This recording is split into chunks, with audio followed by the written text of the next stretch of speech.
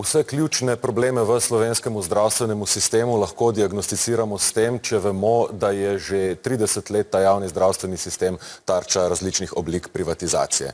Tu je dopolnilno zdravstveno zavarovanje, ki neopravičeno ljudem zaračunava 35 evrov vsak mesec na položnici, ne glede na to, koliko sicer imajo in koliko prejemajo, a gre za revnega upokojenca ali za bogatega menedžerja.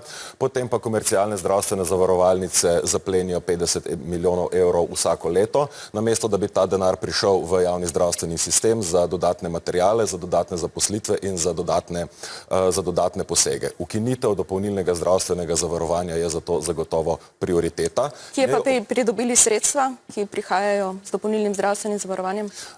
Dopolnilno zdravstveno zavarovanje se lahko zares ukine samo na en način, in sicer, da se prenese v obvezno zdravstveno zavarovanje, zato pa je potem potrebno spremeniti, popraviti prispevne stopnje. Pa lahko zajamemo več sredstev, več dodatnih sredstev za financiranje javnega zdravstva, brez da bi ljudje plačevali te nepravične, nepoštene položnice.